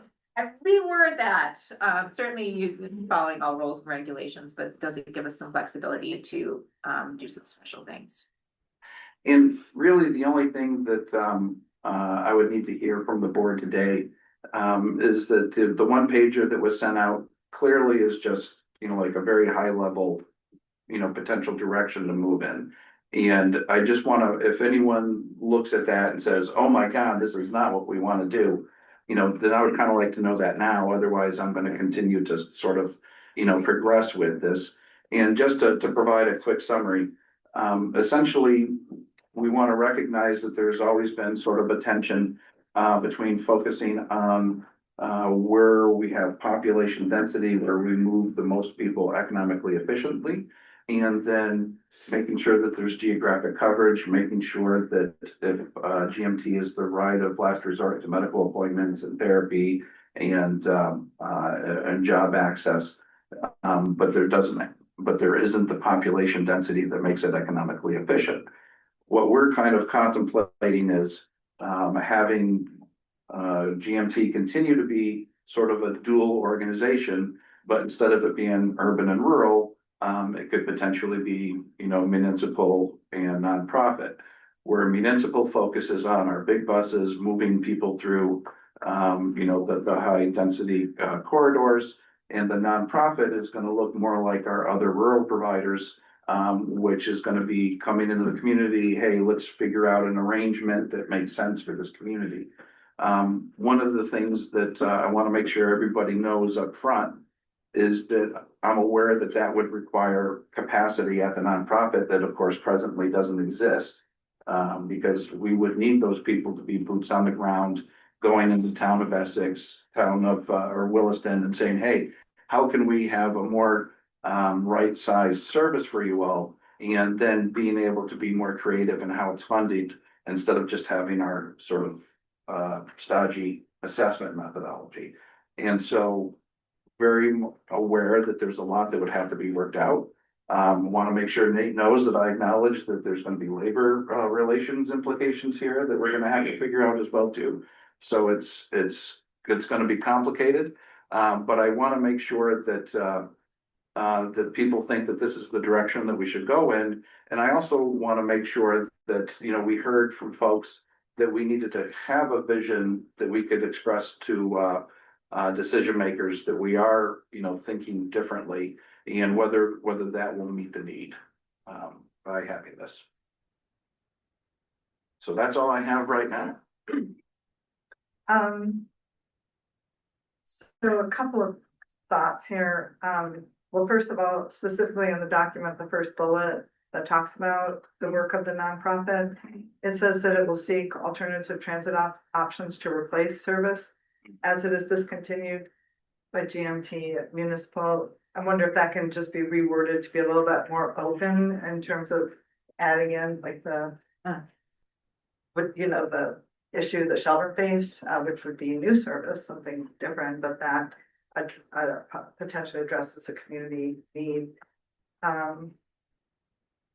My second question is, how long do you think it will take the nonprofit to ramp up in order to be able to, will you be sort of looking at opportunities to identify funding for either routes that have been discontinued or new routes that might be desired by a community, will be done on a case by case basis, or will you be looking at an approach where there's more of a general fundraising that's done, and then with those resources trying to figure out the best way to use those resources for this purpose? So I think that, for how long it's going to take, this will shock folks, but really it's going to come down to money. And one of the things that's a challenge for us is that we can't transfer our municipal government funds, to the nonprofit. So we're going to have to find another funding source. And to me, that's the challenge, where if we're able to convince somebody that this, say at the legislature, hey, this is a great vision. What do you need? Oh, $150,000 would give us the seed money to get this up and running, in the first year. If we are able to get that, then I think that by the end of this calendar year, we can, actually have some things in place. If we're unable to do that, and the nonprofit is really,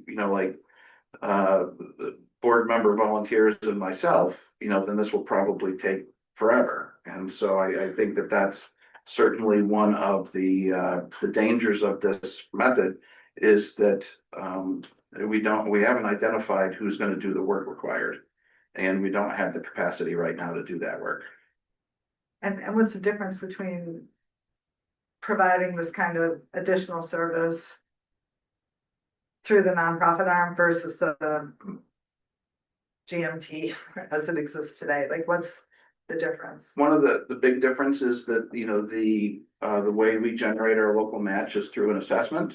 And I think that that really makes sense for our big partners. And, but yet our smaller partners, tend to, have more heartburn with that. And so I think that through the nonprofit, it would not be a, hey, we're gonna issue you an assessment that you're legally bound that you have to pay. It's gonna be, hey, let's negotiate our service here. This is what the cost would be. And if you're willing to contribute, then you can. And if you're not willing to And we contribute. currently can't do that with our charter structure. Correct. Okay. Yeah. One of the things that with our current structure, like Ed has even advised us that, like say if Shelburne wanted to contribute an extra $300,000, like the statute doesn't really contemplate that. Now the reality is somebody would have to sue us, and I'm not sure anybody would, but legally it doesn't really allow that. Because when things were set up, it was set up to create a formula that everybody would stick by. And then that formula would be very difficult to change. And it would, provide sort of that certainty, but not flexibility. Okay, thank you. Paul, and then we really need to kind of move on. So big picture, I appreciate the innovation in here. What I have concerns about is it feels to me as though the innovation is on the nonprofit and outside of the core communities perspective. And it feels like, and I don't know if that's the intent, but it feels like we'll just run our fixed services that we always have. We won't try to sort of build resiliency in our core communities, which I think to me at least has been a big focus of the last year from our perspective is how do we build a stable service outwards? And it feels like, let's just keep status quo inwards and then have innovation in the outer communities, which to me has I appreciate the innovation, but I feel like it might be repeating the challenges of the past, which is we're trying to provide new and different services in areas that are fundamentally less efficient when not focusing on moving people where the highest density of populations are. Yeah. So I don't have a vote today, but I'm not quite ready to just say this is great. Yeah. I think it is in the right direction, but the balance isn't quite right in there. Sorry. I would say my hope is that the municipality would still sort of like follow the report card that we get from V-Trans every year with a route performance report. In the sense that it's like, hey, this service is going to be measured on its economic efficiency. And then when we have a service that, it's not economic efficient, but hey, it takes folks to the methadone clinic, then the nonprofit would allow us to generate more funds outside of that. So that then when V-Trans says to us, hey, this is an underperforming route on the route performance report, but it's generating more than its 20% local match. And so therefore, we kind of accept the fact that it's economically inefficient because it's built to be, to provide a service more than to be economically. Right, and I get that. What I feel is sort of missing is the opportunity to enhance the core functions as well. I mean, I realize we're in a universe of we've had to cut, but we've shown how we can innovate while we cut. Yes. In the last year with the 11. Yeah. That doesn't feel captured in here to me about further innovation on the core services that we provide. With the one-page document, I don't think that we could capture that, but that certainly is the intent, is that we would have probably fewer, less filled big buses on the outskirts of our system, which means that we can then put them on the inside of the system. For example, we've got so much pushback about the 11 not visiting the hospital, but the reality is that with the staffing that we have, in order for me to go to the hospital, the number 4 in town of Essex, which is only averaging a handful of people, but they're still using a big bus, maybe that should be shifted, towards the 11. And then the town of Essex service would be, could be met with a van as opposed to a 40-foot bus. I just want to add that this is the first pass Yes, right. at innovation and looking I at it heard, differently. but I heard also we want action today, and I think it's not. No action today. Just action, like if you think that this is the wrong direction and, you know, stop the presses, then that's what I want to hear today. I don't know if it's the wrong direction. Oh, sorry, you. No, I see Paul and Natasha, so finish your thought and then we'll go. So, but I don't feel like we should be giving you clear direction or feedback on this today because we received it last night. I also am concerned, I would like to learn more about it because I do feel you are looking for a solution. This is the mechanism that you're proposing. I don't, just because to me, it feels like we should be changing the charter and fundamentally GMT should become more flexible and responsive. And whereas this feels like we're offloading that to another separate corporate entity. So I don't know if that's the best solution and I can't think about that right now in the meeting, so I'm just providing that as feedback. Okay. Yeah. Paul and then Tasha.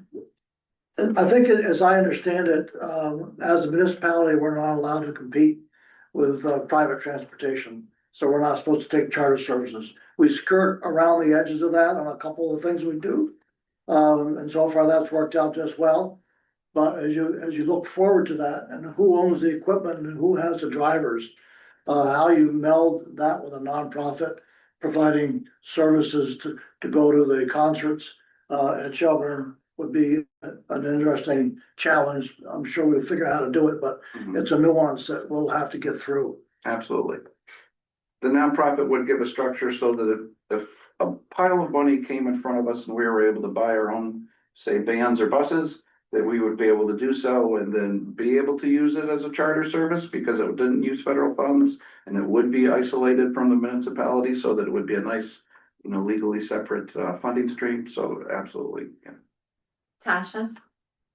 Oh, thanks. I guess I just do have a lot of questions about this nonprofit model. Or because you just mentioned not having federal money, is the goal to like have totally other funding sources or really to find match from non-municipal sources? I can say that, you know, organizations like RCT have been nonprofits for a very long time and they still, you know, at the end of the day, that their core funding, the bulk of their funding is that federal money. So I'd like a much better understanding of what the, I think, financial concept is for the nonprofit. Thank you. Okay. And I guess I just want to say, a lot of this sounds to me like the work of the visioning committee to understand. Yep. You know, what the role of the nonprofit in the core mission of GMT, which I think should take precedence before expanding to do other things, really thinking about, again, what we want for GMT and making sure that that happens. I couldn't agree more. I think that I'm trying to be responsive to folks who want us to have a vision that we can share with, you know, legislators and municipalities, you know, today.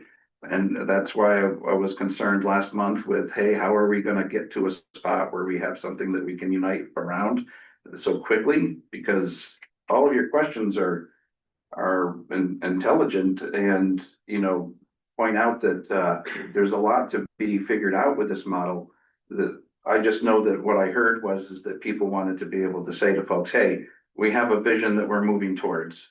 And I'm happy to say, you know what, we have a visioning committee that's going to determine that, but then we're not going to have an outcome until after this legislative session. I think that that's okay, but I think some of our other board members felt that maybe that was going to be too late. And maybe we just continue this discussion on the 20th. I think we continue it. I think it's a continuable, you know, conversation. That the thing that excites me most is it looks at it a different way, a completely different way, right? So we've been stuck in this model with these guardrails and these limitations. And here was an opportunity to think about it in a completely different way. Can we find flexibility by using this as a resource? And the answer might be, there's no way around it. There's the labor issues or the vehicle issues are too big, but I really do appreciate taking the moment to say, you know, we've got this, can this provide some of that flexibility or meet some of the needs in a different way? And so I really appreciate it, and I do think it's worth pushing at or pulling that thread a little bit more to see where it can take us. Can we provide innovation here and continue to find innovation and stability within our existing service? I think there's opportunity to consider it, Andrea. Really quick, I think it's a really good opportunity for messaging, and it ties very closely in with visioning, but it gives us the opportunity to interface with people who don't necessarily take the bus right now, but could. And so thinking of it as another vehicle for like telling our story, I think is gonna be really valuable. Okay. We're gonna keep pulling the thread. I heard concerns, and maybe this won't work, and let's be careful to do it this way and that way. But no concerns that say. We're holding them inside. We're not yet ready to say stop the thread. We might say stop pulling that thread next time. Okay. Okay. And I can certainly continue to work towards what some of those details may look like. And so that but will be a much lengthier document. I feel like we haven't actually explored the charter change and the assessment, like what is it that's really like, I know everyone has a lot of history, but for some of us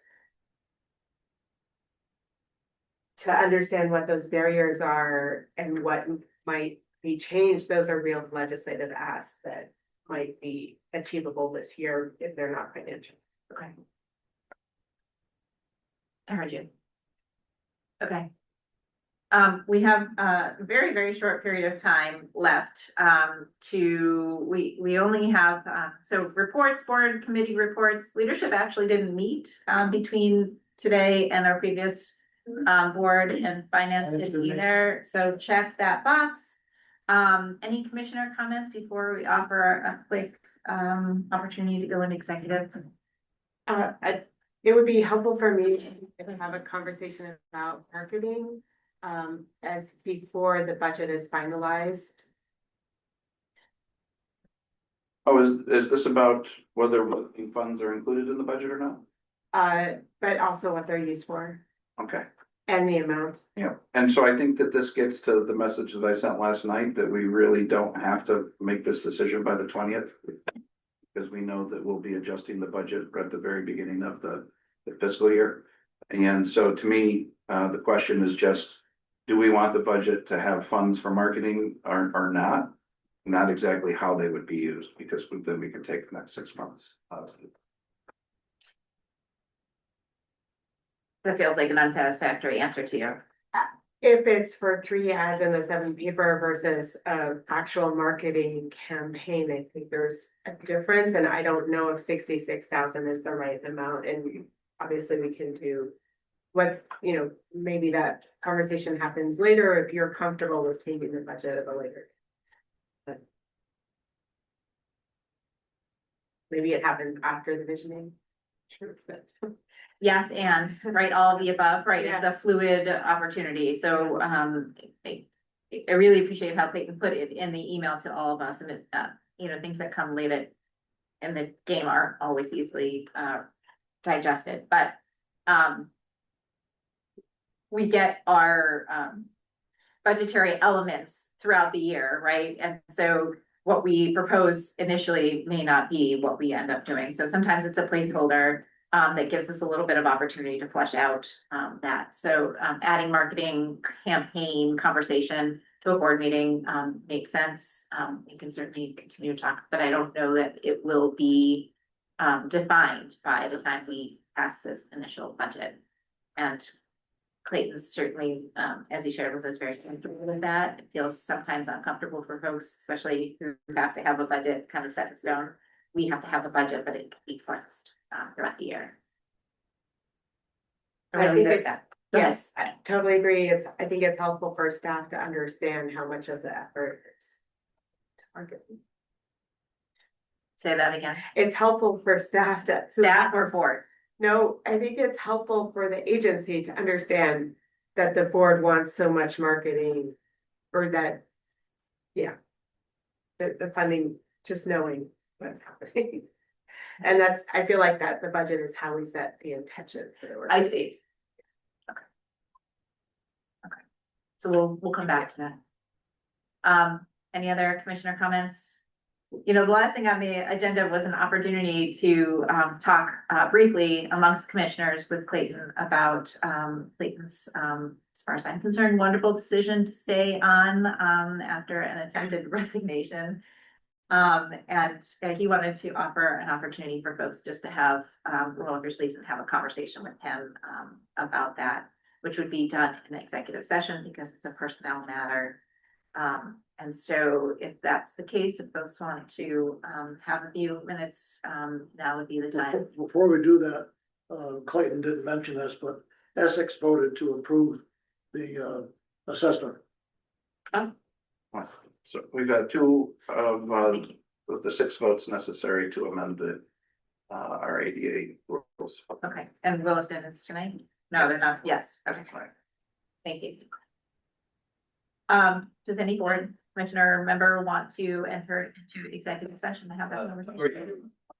If it's not inappropriate, wanted to say that the Teamsters as a whole, we appreciate Clayton reconsidering his position and continue to stay on as the general manager.